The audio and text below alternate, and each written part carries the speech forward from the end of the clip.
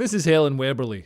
She describes herself as a leading voice in transgender advocacy and media in the UK. Dr. Helen Webberley is a global expert in transgender healthcare and internationally renowned advocate who is focused on worldwide acceptance and equality for transgender and non-binary people. Like me, I'm transgender. Look at my pronouns on LinkedIn.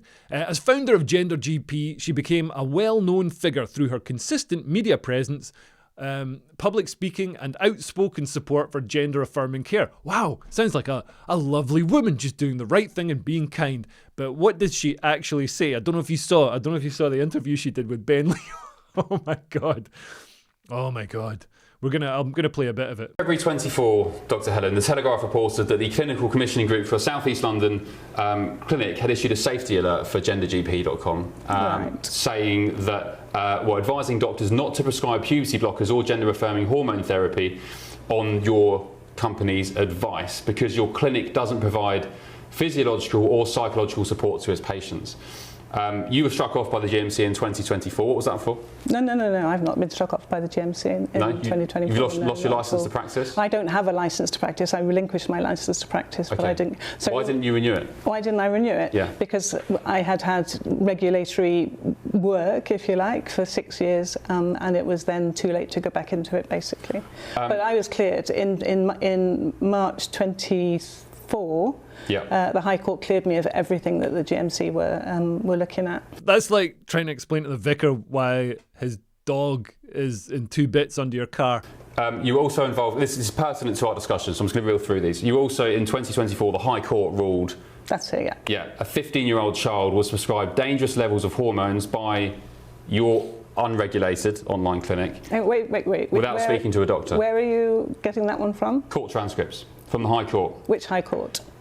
In London. No. The teenager known as Jay was born female but identifies as a boy and has autism. That's not UK news. That was an Australian case. Judge Sir Andrew McFarlane said there must be a very significant concern about the prospect of a young person such as Jay accessing cross-hormone treatment from any offshore, online, unregulated private clinic. The judgment in your case, Dr. Helen, says there was no medical examination, blood testing or other clinical evaluation was undertaken. Jay has not had any direct communication with a doctor at any stage during the referral to Gender GP. Your husband, Mike Webberley, is he involved in Gender GP? No. No. He's on your website. Well, he may be from old, but he's not involved. Why was he struck off? There were many different reasons in that court case against my husband, but he's not here. I think if you want to ask him, you would ask him. Well, the Telegraph reported a reckless doctor, referring to your husband, who wrongly prescribed puberty blockers to a transgender 9-year-old child after a 10-minute chat on Skype has been struck off. A 9-year-old child! A 9-year-old child!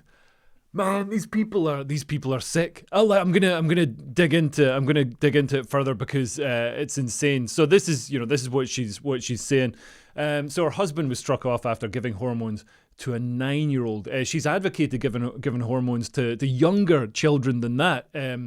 She says gender transitioning saves lives and essentially sort of it's good for children if they have the puberty blockers. If there's any doubt, if they doubt their gender, they have the puberty blockers, and then when they get to the age that they can, they'd be entering puberty, then, they can either have the transgender hormones or they can be taken off the puberty blockers and have a normal,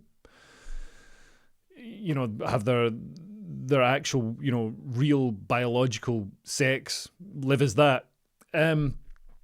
Which is mental because puberty blockers aren't these benign things that just delay your puberty. They have insane effects on your body and quite often make people infertile and lead to higher instances of horrible diseases, osteoporosis, cancer, all kinds of horrible stuff. And this case, I think it's the case she's talking about, this Jaden, this is actually a mother who... there's a mother who blames the death of her child on being prescribed hormones. So mum's fury after transgender suicide teen was sold hormones from a legal online clinic. This is her, the Gender GP clinic. And if we go into the next one, a heartbroken Cambridgeshire mum of a transgender teenager who took his own life is calling for a second inquest after finding out he had hormone treatment from an unregulated online doctor. Jaden Lau, 18. Oh, so this isn't the Australian thing. This is a different one. Jaden Lau, 18, paid £30 a month for private therapy after facing a 6-year wait with the NHS, the inquest heard. So married doctors Mike and Helen Webberley have both received an interim suspension by the British Medical Council pending an investigation after they set up the unregulated gender treatment service. Jaden received hormone treatment in the post for a few months before he stepped in front of a train on September the 28th, 2018. And this is so sad, but they basically set up this service where you can have this sort of the consultation online over Zoom or whatever, sort of like this. Maybe I should prescribe you transgender hormones now. I'm sure I've got some kicking about here. I find enough pills on the floor, but an online consultation service, prescription service, and then you get posted the hormones. There's obviously so much room for that to be abused. I mean, I'm definitely gonna abuse it. I'm gonna get all my kids are gonna be saying that they're transgender, so I can get steroids. Then I'll be getting down the gym. I'll be getting those big gains. Yeah, and then I'll go and beat up these weird gender clinic people with my massive muscles. So I mean, that's horrible. Apparently, there's 10,000 people using this service, this gender GP service. So you get, they call it therapy, but how, I don't trust that therapy to be unbiased. I think that therapy is coming from the point of view of like, everything's a nail, and I've got this hammer that's made out of transgender hormones that fixes everyone. She's also admitted giving transgender hormones to a 12-year-old. Let's look at this. And then came the incidence of the 12-year-old. And it is true that I gave gender-affirming hormones to a 12-year-old transgender child. And this is an unusual thing to do in the UK. It's not unusual wider field, but in the UK this is an unusual thing to do.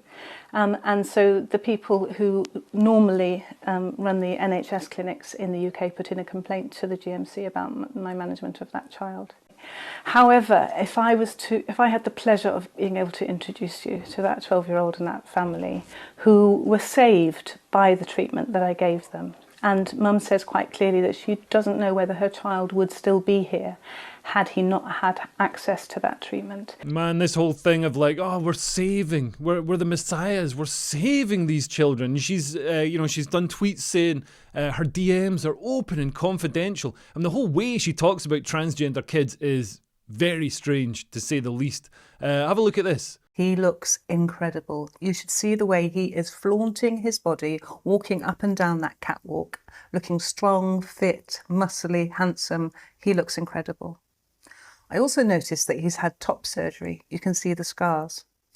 The thing is, right, puberty blockers would have prevented that. If we give puberty blockers to our young trans men who are going through puberty, then they don't develop breast tissue and then they don't need top surgery. So we can avoid unnecessary surgical procedures if we use puberty blockers. It's simple. Stop banning them. It's simple. It's as simple as that. Just give all the children drugs. Just give all the children puberty-blocking drugs, and their lives are gonna be perfect. See that child who's or the young adult who's cut their breasts off and transitioned and taken hormones to get muscles to be like a male instead of a female. Well, they've been saved, obviously, and they would have been saved much more effectively if they'd had the drugs sooner. I don't know, this doesn't sound right to me. I know, just on a basic sort of sense check, maybe we should err on the side of not drugging the kids. Am I crazy? Am I the crazy one? It's really hard to tell. It's genuinely hard to tell. And she's also said that 6-year-olds can be trans. Let's have a look at this. So you would feel comfortable with accepting the word of a 6-year-old that he or she is in fact the opposite sex? Yeah, definitely. Right. And I've seen the harm and the damage that happens when you have a child who's saying, you keep saying that I'm a girl and actually I'm a boy. A 6-year-old. I feel obliged that we don't just skirt over the fact that it's okay to say that they don't exist, because our laws do accept and make provision for people who have reassigned their sex. Women are getting sick and tired of being told that these men are a subset of women. So you said quite a lot there. I'm just going to pick up again just to clarify my position. Transgender women that you call men, which I find extremely offensive and verging on what we would call a hate crime. Oh, there we go. The hate crime. That's verging on a hate crime because you called somebody who's male, who's pretending or living as a woman. You're still calling them a man. That's a hate crime. We need to totally do away with hate crimes. This is just enabling this behaviour. The real hate crime is giving kids drugs. That's a crime that I hate. And I think hate isn't something to be suppressed. Hate is a normal human emotion. Like, you don't deal with hunger by banning people from feeling hungry. You know what I mean? Like, you don't stop hate by banning people from, Also, it's not hate. Like, caring about children isn't hate. Caring about women's rights isn't hate. It's absolutely mental. But you can call it a hate crime and then it suddenly becomes, you're being hateful. You're being hateful because you don't want this bloke to get his wanger out in the Marks and Spencer's changing rooms. Yeah, I was in the Marks and Spencer's changing rooms and I wanted to get my wanger out. So what? I'm a woman. And what are they going to do about the bad faith people? Let's see what she says about young children, because this is, it gets even younger than 9 and stuff. My 2-year-old son came up to me the other day. I went back home to the UK. So this is a 2-year-old. His 2-year-old son came up to him. And he said, "Daddy, I'm going to have a baby." And I said, "Zach, you can't have a baby because you're a boy. You're a man. You can't have babies." And he said, "Well, I'm going to be a girl. I want to be a girl." What would you have said to him if you were me? Well, I wouldn't have said, "Zach, you're a boy and boys can't have babies," because that's absolutely not true. So, I don't know what your parenting is like. You don't think think boys can have babies? You mean males? Yes. Yes. You think males can have babies? Yes. Right. I hate to be the biology expert in the room here, but males are people born like a human male. I don't know, why am I even bothering telling you? You know what a human male is. You know a human male can't have a baby. Doesn't have a womb, doesn't have a fanny. All that stuff that you need to have a baby. There's stuff you need to have a baby. And why are we even discussing this? This is the thing. This sort of ties up so much thought, so much debate.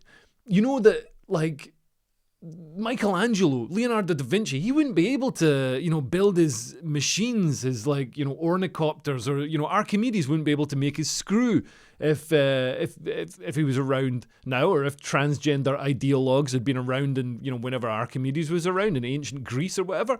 He wouldn't have been able to, because he'd be too busy explaining to them what a boy is and what who can have a baby, and he'd be tied up dealing with that.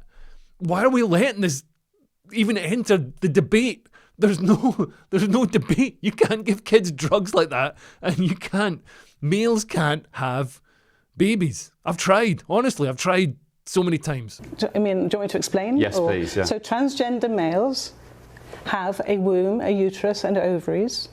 Okay, so they were born, if you like, female, but they actually identify as males. So we refer to them as males. They have ovaries, a womb, a uterus, a vagina, and that means you can carry a baby. Transgender males being women. Well, that's extremely disrespectful to transgender males. Oh, again, it comes back to politeness. It's either a hate crime or it's disrespectful. You've got to be polite, because when we're subverting the laws of biology, you have to be polite. You have to be polite. If you stick to the laws of physics, the laws of biology, then you're being impolite, and that's bad. It's mental. And she's not even so the difference between sex and gender is you get males and females. You can't change your sex. You're biologically female. It goes right down to the cellular level. There's little wibbly things inside the cells or whatever that mean that you can't, you're male or you're female. And everybody knows which is which. But then you can put a frock on and say you're a woman. Like a woman or a man, that's your gender. So, some people say, well, that's more pliable. But it's not the same as being male or female. You can be a trans woman. I am a trans woman. Look at me. I'm not female presenting, but I'm definitely trans because, like I said, I changed my pronouns on LinkedIn. And that's all it takes. That's all it takes these days. That's how you become a woman. You can't change your sex. So even this doctor Well, she's not a doctor anymore. Even this doctor can't get the basics of biology right. I don't Well, they are women, aren't they? They're biological women. They are males. Well, if they're males... What do you mean by biological women? Well, hang on a minute. If they're males, why do you call them transgender males? Why put transgender in the... Transgender is an adjective. Right, but if they just call them males then, why do you call them transgender males? No problem at all. So you're changing that now? No, I'm not changing that. You said, can males have babies? And I said, yes, males can have babies. Well, all over your website, you refer to transgender women, transgender males. If these people are genuinely male and female, why do you call them transgender? Well, why do you use adjectives for anything? If you're clarifying, if you're teaching somebody like I'm teaching you now, you need to clarify, and there you go. So instead of, so this is interesting. So instead of telling my 2-year-old son, as I did, Zach, you can't have kids, you're a boy. I think that's sad. You think that's sad? I do. I think, if my son... Do you know what it did? Do you know what it did? He said, oh, OK, Daddy, that's fine. And the next day he said, Daddy, I'm Spider-Man. Would you want me to entertain that conversation and say, well, Zach, maybe you are Spider-Man? What do you say? Oh, God, no, not Spider-Man. Oh, God, Zach, you can't be a girl. God, Zach, you can't be Spider-Man. Or can't we just let children explore? 2 is an amazing age to explore. Why aren't we letting our children explore?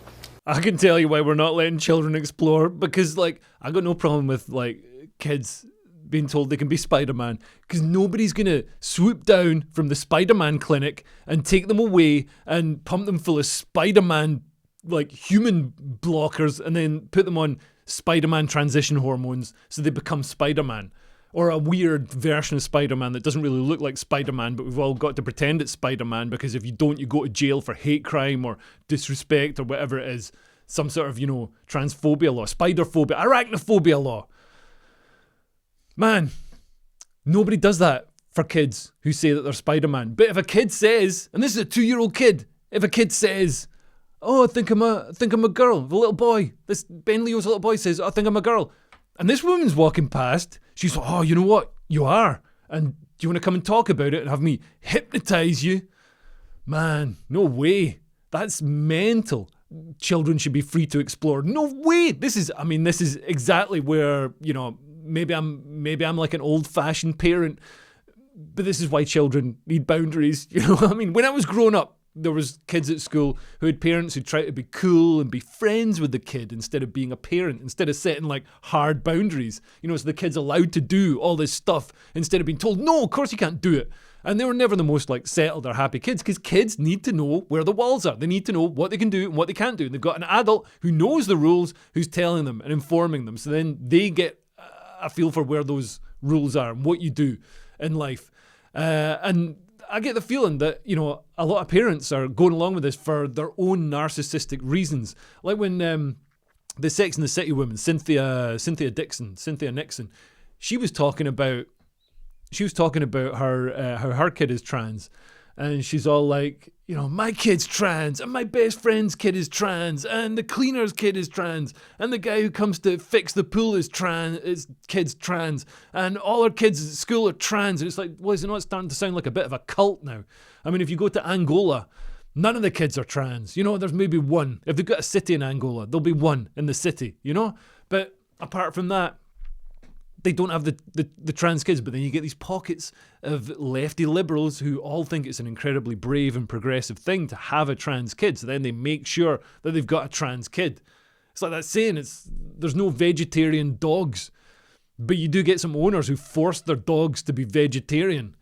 It's the same with trans kids. There's no trans 2-year-olds. How's that 2-year-old gonna... Also, before you hit puberty, gender isn't really it's not the same thing, And also, even after you hit puberty, gender encompasses, being a man encompasses everything from David Bowie to Hulk Hogan, and people even further either side. Boy George is a man.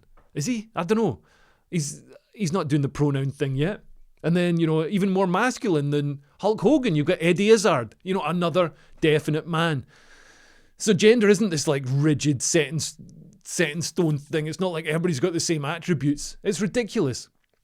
And the thing that worries me is as well as, you got the sort of crazy parents who want to get the kids transitioned because of, what's it called, Munchausen's by proxy or whatever. You're going to get people watching this Helen Webberley woman and being like, whoa, she's mental. But not everybody's going to think that, you know what I mean? maybe we think that, but there's going to be people watching and be like, "Whoa, no, this makes a lot of sense. Actually, yeah, of course we should put puberty blockers in the kids if they say they think they're trans from the age of 2. You know what I mean? So then they can choose when they get to the right. Yeah, that makes a lot of sense. Yeah, we should do that. Like, you don't need a big proportion of the population to think that that's a good idea for it to be thousands and thousands and thousands of kids having their lives, turned upside down. And, like I said, this gender GP, they now report serving 10,000 patients worldwide. She was the Mermaids. Mermaids, it's this, I don't know if it's still going, but it was this sort of like trans charity. She was their in-house medic. So she was regularly quoted as an expert source on child transition by like the BBC and The Guardian. This is another example of activists posing as experts. When you hear an expert on the TV or in the papers, quite often they're not an expert. There's somebody who's got a very biased, very specific view, an angle that they want to push, who's just got themselves into a position where they can present as an expert. And one of the other things that worries me about gender clinics is that the kid, I've heard this from, what people said about the Tavistock and other disgraced gender clinics, is that the kid is the centre of attention at the clinic. When they're getting if they go to the teacher or whatever, the blue-haired teacher, you're not going to go to, Mr. Smith, who's got the beard, teaches geography. You're going to go to the fat woman with a nose ring and blue hair, and you say, I might be trans, I think I'm trans or whatever, because everybody else is trans in the class, and we've sort of replaced our eating disorders with this new thing that's similar to an eating disorder, and it's about changing your body and offsetting puberty like an eating disorder would do. So you go to that blue-haired communist freak and you say that, and the blue-haired communist freak is like, brilliant, I'm gonna get you, don't worry, we're gonna be really compassionate and refer you to these people who are gonna cut your bits off. And then they have the therapy. They call it therapy. It's not therapy. Apparently it's you're not allowed to even suggest that they're not trans. So you have the therapy, and it's all nice, and you're the centre of attention. You're in this warm room. It's a special place away from everybody else, and you're being really focused on and looked after. And then in those sessions, if you say, "Oh, I think I might have made a mistake. I think this is getting a bit too serious. I don't actually want to cut my wanger off," then they say to you, "Oh, well, okay. Well, then you don't get any more of this therapy. You don't get to come to this nice, beautiful smelling room where it's got soft mood lighting, and you get to sit in this plush seat and tell us all everything you want to tell us. Pour your heart out, whatever. You don't get any of that anymore." Because you've been lying to us, and you're not trans. So then, to keep that going, to keep that space available to them, they've got to be like, "Oh no, you know what? I am trans. No, let's continue with this." It's pretty sick, and I don't think children are equipped to deal with these people who some of them just want to it's sick, as Lewis would say. Anyway, let's move on. Here's another one of her. I mean, this is mental. Ethnic cleansing, that's what this is. Just like wartime, where you had to queue up and prove that you were pure enough to be able to live. And now we have to queue up and have a test to see whether we're female enough to take part in female sports. Absolutely disgusting behaviour. So that's what she's saying. She's comparing the tests on female athletes if they look a bit, oh, I'm here to play football. She's saying if they're a bit masculine or whatever, if there's doubts that they're actually female, she's comparing that to the Holocaust. Because of course the worst thing that happened in the Holocaust was the Jewish males weren't allowed to compete against the females in weightlifting. Apparently that's all it was. Posing in front of a concentration camp. That is absolutely mental. So yeah, and to just clarify what she said about, she's like, I wasn't struck off. I just I voluntarily stood down for no reason whatsoever. Oh, did you really stand down? Voluntarily, you decided not to. So Gender GP has been around since 2015 as an online service providing puberty blockers and hormones to children, and it's later shifted its ownership offshore but continues to serve thousands of patients worldwide, including UK minors. And I think they're moving to America as well, and that's why Ben Leo was interviewing. But yeah, there's a list, there's a litany of bad stuff following them around. So in 2018, she was prosecuted in Wales for running an independent clinic without registering with Healthcare Inspectorate Wales while treating 1,600 patients, including children. So Cardiff Magistrates Court convicted her and imposed a £12,000 fine plus costs. Reports emphasise that this was Merthyr Tydfil Magistrates Court, I think. So this was about failing to register the service, not about whether the gender-affirming treatment should exist. But still, why are you not registering it? I mean, even I pay my car tax, you know what I mean? Don't pay my TV license though. And there was another case over the treatment of 3 children. So the General Medical Council investigated her online practice and brought charges concerning 3 trans patients aged 12, 11 and 17. I mean, that's pretty mad. So the Medical Practitioners Tribunal found she had failed to provide adequate follow-up care to 2 patients and failed to properly discuss fertility risks with 1 child before starting puberty blockers. The puberty blockers make you infertile, then you can't have kids. Having kids is an important thing. It might not be an important thing when you're a kid, but when you get older and you want to have kids, and then you find out that you can't because you've been given these puberty blockers, you're going to be annoyed. That's a terrible thing to happen to someone. There is also, she won a High Court appeal in 2023. Her husband, Michael Webberley, was struck off in 2022. So a panel found that he'd prescribed puberty blockers and hormones to several young patients, including a 9-year-old, without proper assessment or safeguarding, and he was struck off the medical register. And as for her loss of license to practice, wasn't that a James Bond film? So in July 2024, the GMC revoked Helen Webberley's license to practice because she had failed to complete the 5-year revalidation process. She stayed on the register, but without a practicing license.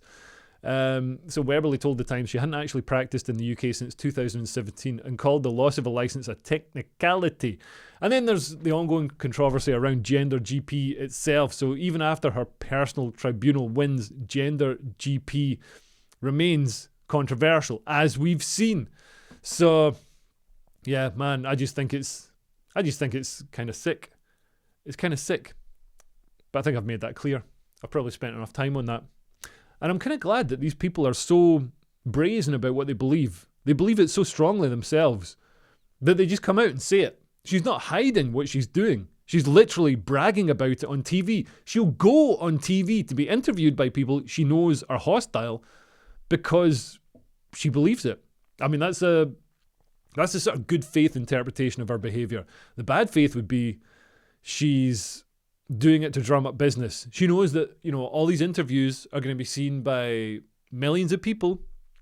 And even though the vast majority of people are like, this is insane, there's going to be a handful of people who'll be like, oh, what a brilliant service. We can get some puberty blockers for our 2-year-old. You know what I mean? Mental.